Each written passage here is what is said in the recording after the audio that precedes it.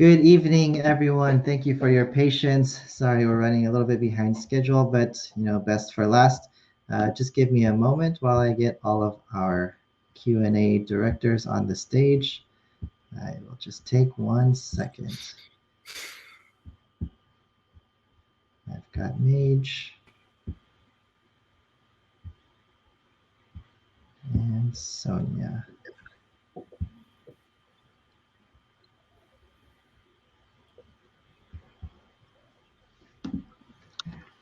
Awesome. Sonia and who's not on right now?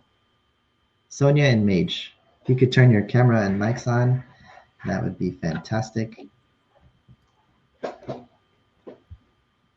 It's just located at the bottom menu. Great. 1 to go. We're so close. Come on, Mage, you can do it.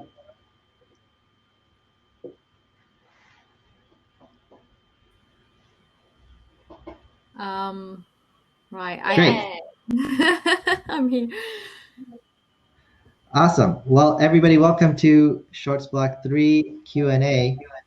We have a number of the filmmakers here, so why don't we just start by going clockwise. Each of you just introduce who you are, your film, and anything else you think the audience should know. We'll start with Ben. I'm Ben. I am the co-writer and producer and actor in Freezerburn with Sonia Mena down there, Catty Corner. And yeah, hopefully some of you just saw the movie, but I know some people were having technical difficulties too. So it's the story of a magical cat who appears whenever people are on the verge of some earth-shattering revelation.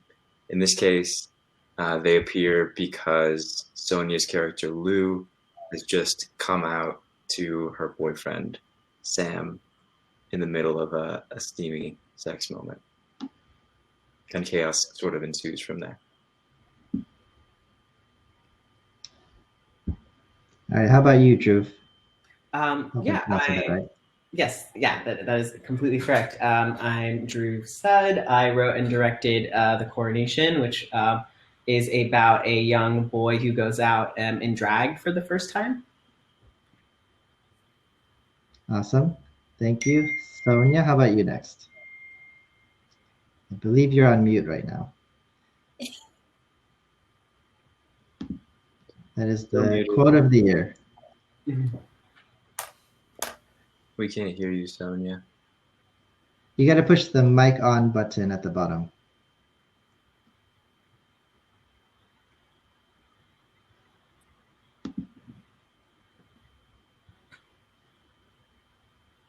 I can tell you about Sonia.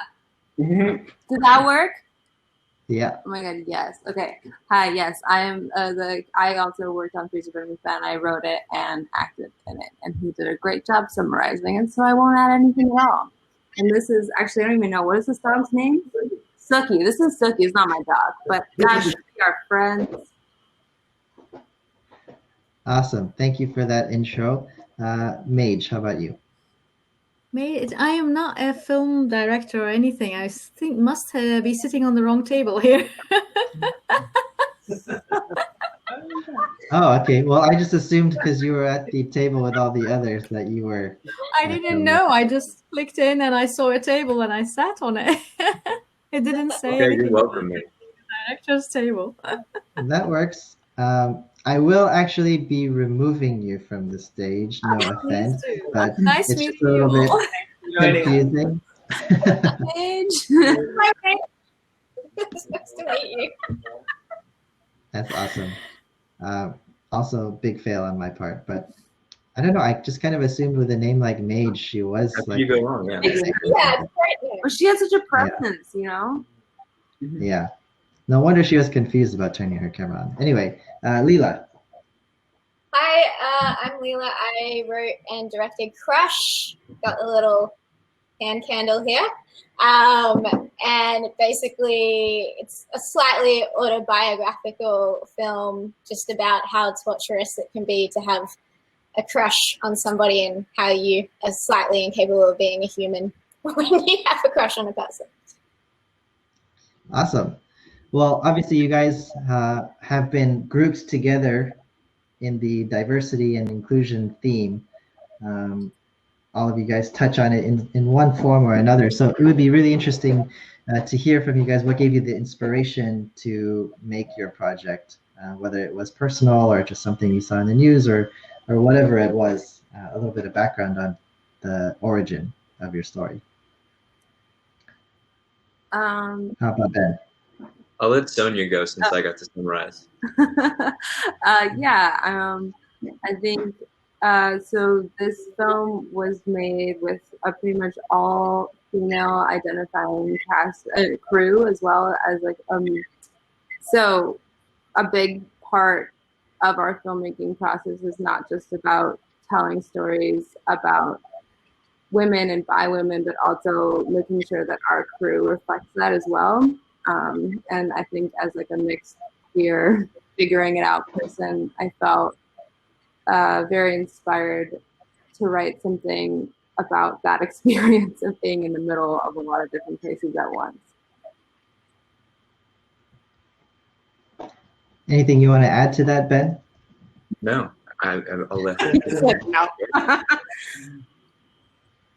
How about for you, Leela? So yeah, this is like a personal, I'm somebody that I'm very like a comedic kind of person. So I always like to tackle something that's important to me with comedy. And it was made for Tropfest, which is like a big short film festival in Australia. And I just really wanted to make a film where I wasn't afraid to embrace the fact that I am a lesbian and put a character on screen that was also from a migrant background in Australia. I think in Australia we don't see enough, like, I don't know, I think it's better in America, but in Australia you often don't see, diverse characters on screen in leading roles, and also queer characters having the chance to tell a story where their queerness isn't the central focus of their storyline. And so with Crush, I just really wanted to tell a story that wasn't focused on any of those things. And so like where diversity was a subtext rather than the focus, which I think is like kind of a nice way to sort of put those voices on screen. And yeah, I just wanted to capture a little bit of myself and my terrible dating life in a film and give people a laugh. Well, I definitely think you accomplished that. It's very funny. And I think we can do a better job of that in America too. I don't think we have that solved yet. Absolutely. Very true. How about you, Drew? So the short was kind of inspired in part by the lead actor, Dash, he's like one of my best friends, and I've known him for years, and it was sort of inspired a little bit by his sort of actual personal journey with drag, as well as sort of fictionalization and sort of my own sort of experiences as a queer person and dealing with sort of those different binaries and stuff. And I was really interested in sort of just making a film about drag and making a film that sort of wanted to sort of do drag itself. Like it's such a, do all the sort of different things that drag allows you to do and sort of open up like what exactly the power of that is. And I think when I developed the idea, I was just seeing a lot of like drag queens as like ornaments, being used in like A Star Is Born or something like that. And I kind of just wanted to tell a story where, the actual power of what drag, the experience of what that can be for a human being was the center of the story, and was basically like what the narrative was about, and sort of that sort of more transformative, emotional journey that one takes as, when you become a drag artist. And they really are artists. They just do everything. They're so multi-talented. And I've just like was blown away by the drag queens I got to work with on this film. But yeah, I think that was sort of the impetus, was sort of just how insanely, amazing that world is, and how I felt like maybe it was being oversimplified in the media at that point, when I developed the film, which was kind of a little bit ago. Very interesting. So another question that we have is, what was the hardest part of making your film? And maybe we'll start with Ben and go counterclockwise. I feel like one thing I love about filmmaking is that it's this continual series of problems to solve. And you kind of like fall in love with every problem as it comes up and hate it at the same time. So it's hard to pick one. But I guess working with the live cat was I kind was of gonna say. yeah, we had a friend's cat who we got volunteered for the day. Definitely not a professional cat actor, but it worked out a lot more smoothly than I had feared it might, and we were able to match up our cat's performance with the human cat actor's performance in various tricky ways, and like I was really happy with the way it turned out. But it was definitely, you can there's only so much coaxing with treats you can do to get the cat to go up and down the hallway the same way or look at you in a certain romantic fashion. So yeah, it was interesting to have to deal with the given circumstances of that situation and be flexible around them and still find like the interesting life and reacting to what was going on. I think the first mistake was using a cat instead of a dog. Yeah, maybe so. You live and you learn. Yeah. Next time. How about you, Leela? So we actually had a pretty bad experience. There was like a shop that we had organized to shoot in, and they said yes to the story. And then when they found out it was about two girls, they said that they weren't comfortable having us shoot there anymore, which was a really confronting experience to have because I'd never really been discriminated for being queer before, and I was a bit shocked actually and like taken aback. So that almost put me off doing the film because I was already a bit nervous about putting that out there as a statement and an identity. Like, because when you make a film and it's a queer film and you're saying it's based on yourself, you're basically telling the whole world, you're coming out to the whole world. And so that was a scary thing. And then also my parents didn't know that I was gay. And so Tropfest is like a national big film festival and they do lots of media interviews. And I wanted to be able to be honest about who I was and why I made the film. And so I actually had to come out to my parents because it got into the film festival. So that was also like a fairly challenging experience, but it was a good experience and my parents are like very lovely. And it was ultimately just turned into a good thing, but it was challenging for a number of reasons like that. Yeah. I guess being not afraid to embrace your identity is a scary thing. Like I guess that was a hurdle I had to get over. I was like really scared of putting that out there into the world. Yeah, I mean that is kind of. Go ahead. I was just going to say, especially if the world is actively putting hurdles in front of you, embracing that, like that is so awful that they would do that. I'm glad you still made the movie. It's great. Yeah, it's really awesome. It is interesting, though, that you didn't come out to your parents until you had to because of the interview. Like, was that not part of the process? Like, did you think nobody would see the film, or like, what was the idea behind that? It was more just like I had wanted to for a long time, but it's a complicated story because my sister's also gay, and she came out years ago, and I kind of got scared of like adding to like stress to my parents. So it was more just like I didn't really have a choice. And she had kind of put me off telling my parents because she was like, you should only tell them if you're dating somebody. And I always think you should be honest to who you are actually. Like, I don't think you should have to wait till you're dating somebody to tell your parents that you're gay. But I just listened to my sister because I'm a silly Billy. But essentially, like, yeah, it was just because it was going to be around everywhere, and that would have been how they had found out if I hadn't have told them before the articles came out. So I sort of didn't really have a choice. Well, at least now that I think about it, that's a pretty good strategy because you're coming out, and at the same time, look how talented I am. So Yeah. Two great things. How about you, Sonia? Well, definitely the cat, but the other thing that was like kind of crazy was we had a stabbing on set that was not an art crew, but when we were shooting on the beach, To make a long story short, there was like a bunch of dudes there that were like pretty drunk, and we're like, all right, whatever. You're doing your thing, we're doing our thing. It's all chill. And then right when our executive producer showed up, there was a giant fight in which some dudes got stabbed in front of him and the whole crew, and like the cops came. So it was like he like thought it was like, little Brighton Beach turf. Wow, like this is like so gritty, like real New York, and we were like, this is cool. We liked that this happened. So, but that was definitely a hurdle. We're like, I'm so sorry, and make sure the crew is okay. Everyone was fine. It was like at a distance, but you know, just like that was definitely a struggle. Not a very large distance, like within 50 feet of where we were shooting. Yeah. Stabbing. And then the weirdest thing was like after it happened, like these other guys that were like part of the crew just like kicked it. They just stayed. They never left. They just were like, So New York.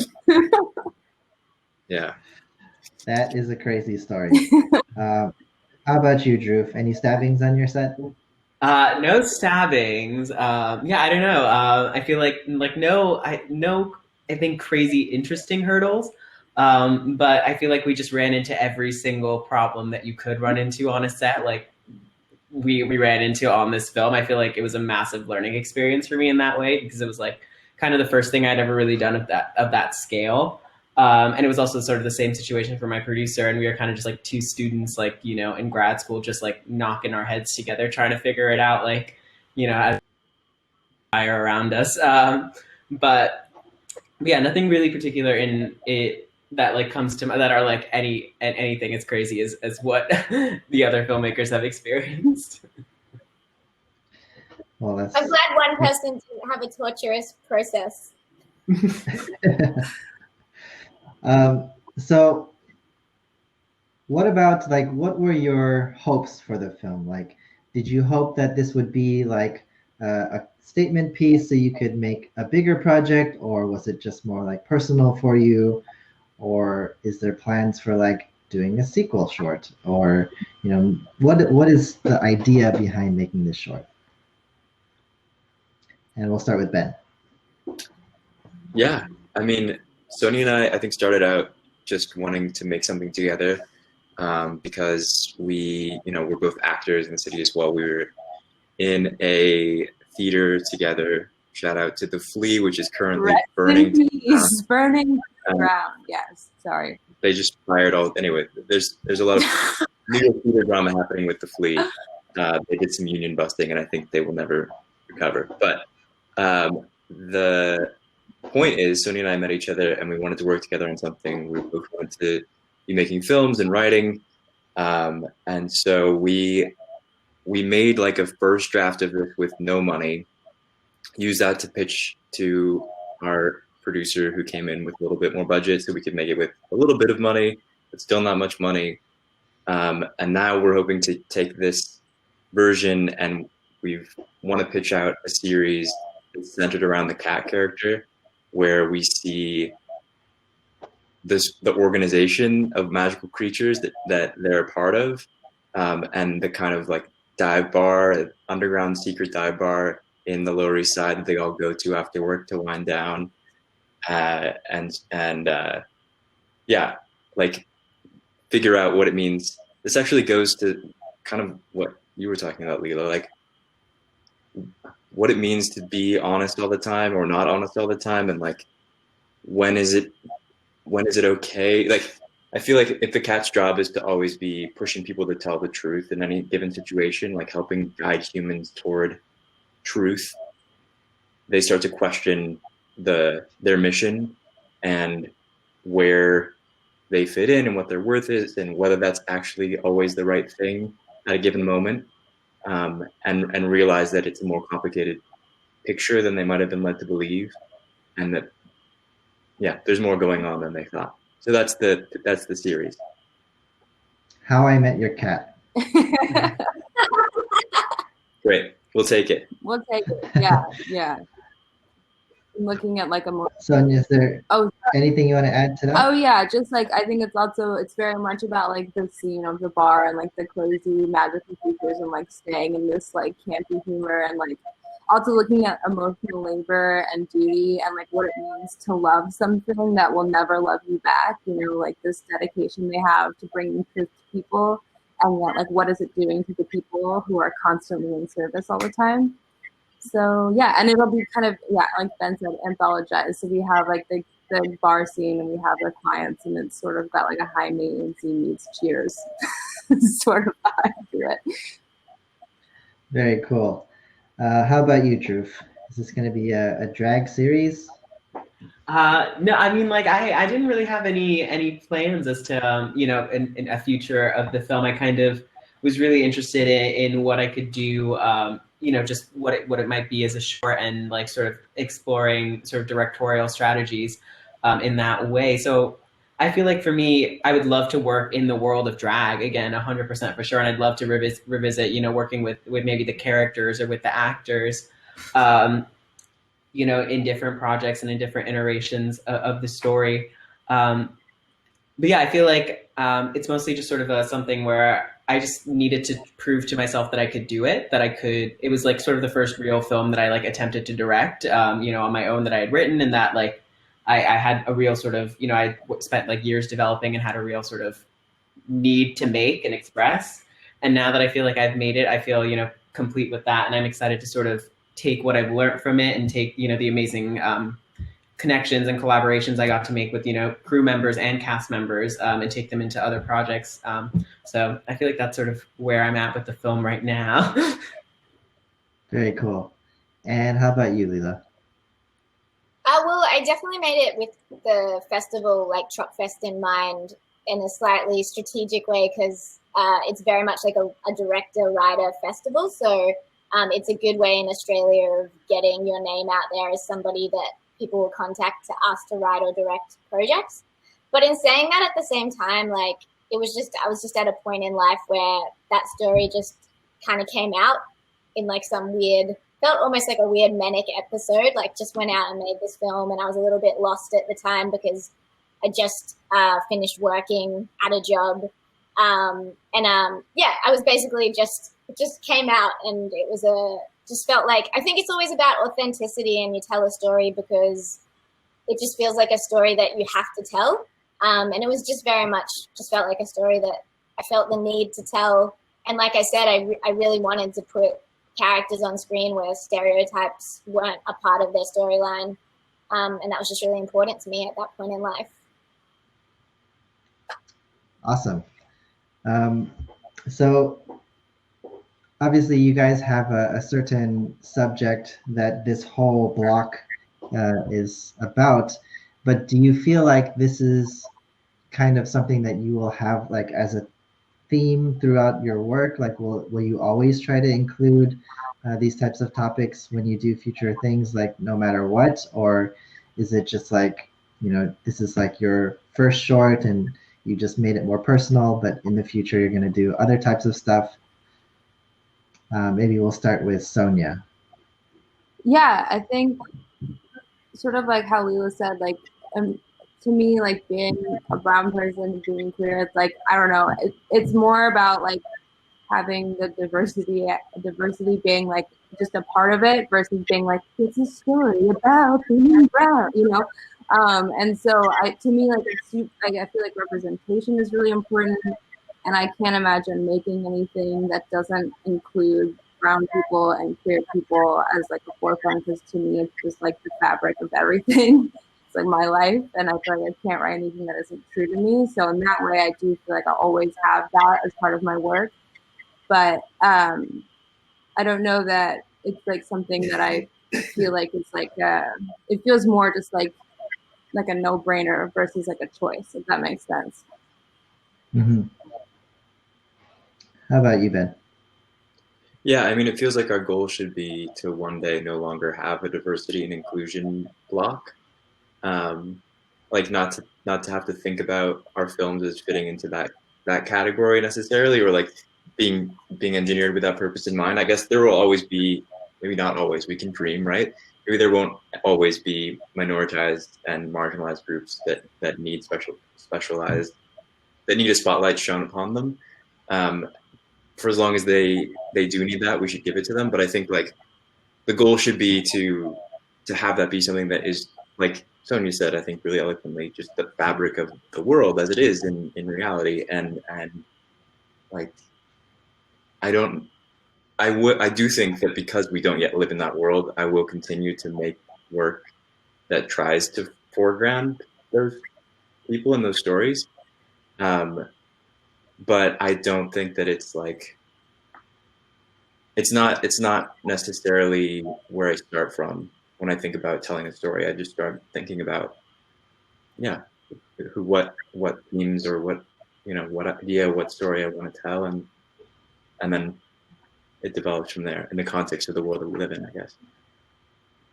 So it's not necessarily like a topic you're actively pushing, but this is just, something that's important. Yeah, and maybe I live in New York. Like, this is also something that's very much a part of my life in a way that maybe it's not a part of people's lives in certain parts of the world. But if I made a movie that didn't have any people of color and didn't have any, like, it would be an active choice to be different from the environment that I inhabit, right?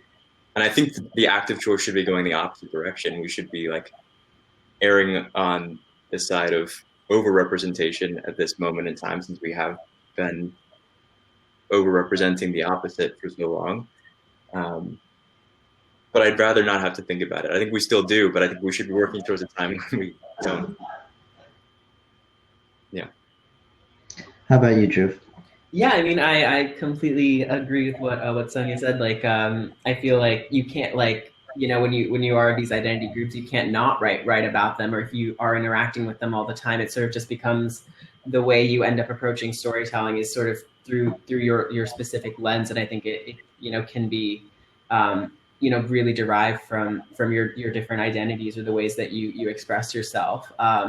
So I feel like everything that I am developing now has queer themes or has people of color themes in the films, and or immigrant themes, things like that I just think are just an intrinsic part of my identity, and I just can't get away from, and I'm always grappling with in myself. And I think that's like what you do when you're doing story, with the stories, you're kind of grappling with something interior and hoping that if you put it out there, it speaks to other people as well. And I think that those kind of you can get a sort of view, you have a certain perspective from that identity, and it just will end up permeating in your work, whether you try to or not. Absolutely. Yeah. How about you, Leela? I mean, I think everybody said it better than I could say. I definitely just at this point in time, whenever it comes to casting, like, I just found everything I've made since Crush, like, I'm always casting non-white leads just because I feel like that's something that I have the power now to do. And when I was a kid, I grew up watching that never happen.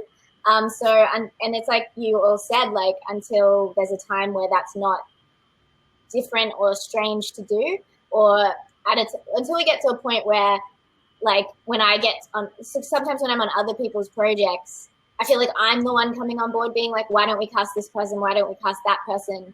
And until we get to a point where there's no need for someone like me to be in the room for that to happen, I will push for it. But it's like everybody said. I mean, I think we all just want to tell stories and tell stories that we love and that we're passionate about. And hopefully it gets to a point where making a story about being queer is not groundbreaking. It's just Sure. I mean, we have definitely seen a lot more commercial projects that have different themes, but there's been kind of a tokenization, I think, of like the gay best friend in like a lot of Netflix shows, for example. And I wonder, does that trope influence how you guys portray characters, like as like a counterbalance? Like, the gay best friend is always a certain way, right? And there's obviously much more diversity even amongst, like, any type of gay best friend you can have. So are you just trying to stay as grounded as possible with your portrayals, or are you actually actively trying to like go the opposite direction and show like really gritty and like I don't know if there's gritty, but you know what I mean. Anybody who wants to take that one. I mean, I just try to show what I know myself, so that I know what to be true. So I try to represent the world that I know in the ways that I am as a gay person, because that's just that's the most truthful way that I can do it. I think like for oh, sorry. No, I would just totally agree. It's just like, like expressing, how I am or how the people around me, are. And I feel like that is where a lot, like, versus trying to sort of deconstruct a stereotype, which I also think is a, completely admirable and really amazing goal in filmmaking. It's just not the way that I've approached it in the past. I think like for us, like with the cat, we were like, we don't want to just have like a sparkly, like just like this like magical, super clear thing. So that's why characters. So that's why we like put Ray in as well, because we're like the cat does something. The cat doesn't just exist to serve Lou. Like what happens when the cat leaves Lou? Like who is the cat dating? Why is their life messy? And that's sort of like the idea for this series as well. But we didn't want to just be like solely a vehicle for something. We wanted everyone to have a life and a past. How about you, Ben? Any thoughts? Yeah, I mean, I think it's definitely something that, as we're going into thinking about developing a whole series from this and having a much wider set of characters, and like having to go through the process of like compiling a pitch deck and thinking about the different kinds of tropey characters that you usually see and the roles they play and how to flip that on their heads. I feel like one thing that I realized getting ready to pitch a series is that it all comes through these pre-existing tropes and genre things, and like everyone wants to hear about things in terms of what they've seen before. So in some ways that makes it crystal clear on the one hand what the representations currently are, but also kind of hard to break free from them.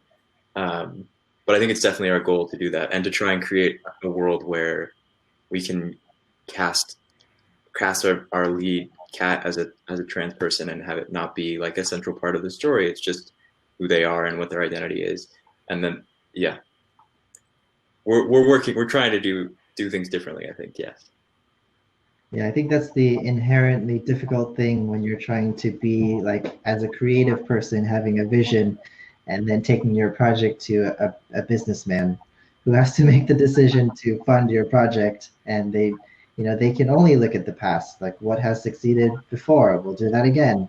It's all about spreadsheets and waterfalls and things like that. So, I definitely know the struggle from sitting on the other side of the table and seeing a lot of creative projects and trying to push my boss to be like, hey, like this was really cool, right?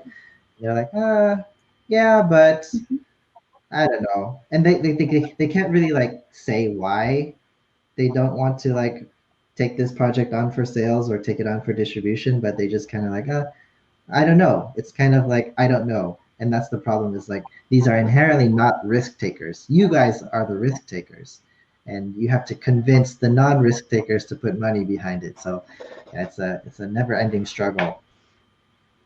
Yeah, I mean, I've been going to some of the panels in the festival, and some of them have been really encouraging, but I feel like the first one that I went to, I think the one on packaging, which was also really informative and interesting, but it was with a lot of people who are in the position of giving money to projects in development or trying to raise money for projects in development, and it did feel like one of the main takeaways was, you have to have some kind of name talent attack. You have to have a meaningful name, right? And if you take the risk and you hire someone who people don't know, or you take the risk on a story that doesn't have a proven track record, it won't work. Or it might work, but it's much, much harder to get someone to give you money. But then on the other hand, there have also been, examples that I feel like people have talked about, of sidestepping that world and finding ways to either raise funds independently of that system, or not raise funds and make something for very cheap and then find a way to market it independently. So I guess there's some way to do it. Yeah, a lot of people are just mostly scared of losing their job. If you put only the projects with big talent behind it, you can blame it on the talent rather than your own decision to take a risk on this project, right? I could talk about this for a long time, but we are running out of time. So what I would like to ask last is, what's next for you guys? What are your plans? Are you going to a lot more festivals and trying to, spread the word that way? Or do you have your series upcoming already planned or written? What's next for you guys? And we'll start with Drew. So what's next for me? So I'm currently in a graduate program. So I think right now I'm in what will be the third or fourth year. So it's getting to be the grind time. So I'm currently working on one feature that I'm doing a revision on, and then I'm doing currently working on another short film as well. Hopefully, that I will be able to shoot post-COVID times because it has big party scenes and such. So I think developing those two projects, I think, is what my plans are, and sort of making sure that I can graduate my program with a strong portfolio, either of both written and visual work, to be able to sort of, attempt to make it out and attempt to actually be getting paid to do stuff at some point, hopefully. That's the dream. Get paid to be creative. Yeah. How about you, Sonia? Yeah, so we talked about the series. I have a couple other pilots that I'm developing as well. And then Sarah, our director, so I just moved to LA and she lives down here. So me and her are always making some kind of nonsense together. So we have another short that we made a while ago that's in post, and we are waiting to hear back from more festivals from Freezerburn. So hopefully we get to screen it more. Awesome. Well, it's definitely well deserving, so I don't doubt that it'll be in much more festivals. How about you, Leela? Actually, currently organizing the second half of a shoot for a web series pilot that I created. And then the aim is I have a huge interest in television. So the aim is to try and get some sort of funding or get the concept picked up probably somewhere in Australia, crack the sort of Australian market, and then potentially go on to create other TV shows later down the track that are bigger, maybe overseas, although America does seem very far away and scary. So wait to see. I think you're always better cracking it in the country that you're from and then hopefully growing out from there. Yeah, there's definitely a lot of Australian talents that make it over here, so that's not too far-fetched. How about you, Ben? One of the ambassadors, I think, or someone who was on one of the talent panels, is an Australian literary manager. She seemed cool. You should look her up. Yeah. I forget her name. Do you know her name? Yeah, we will actually be sharing the list of all the ambassadors and filmmakers, so you have each other's contacts. So she'll definitely be there. Yeah, I mean, so yeah, like Stoney said, this is our first festival, and we're very happy to be here. We're submitting to more places, and hopefully we'll be able to show the film a few more times. And then we've got the series, and I've got a couple of features that I've been sitting on for a while and touching up in quarantine and need to actually put in front of people that I'm excited about. But I've been hiding them in a drawer for too long, so I gotta dust them off and get them out there. Beautiful. Okay, so let's quickly go around and share our socials. How can people follow you, keep in touch, if you want to share your email and collaborate, whatever you want to share. I'm sure the people would appreciate it. You can also type it in the side so people don't have to memorize it. Type it in the chat. Why don't we start with Drew? Sure, I will put my email in the chat because I'm not particularly social media savvy, I would say. Though certain members of my cast are, if that helps. I know. I just I was social media savvy at one point, and now I'm very clamped down. I don't know, but I will get my email out.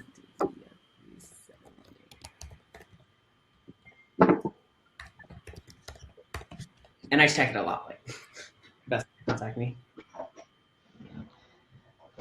Beautiful. I think we're missing Leela. Sure. You can probably find me on Instagram,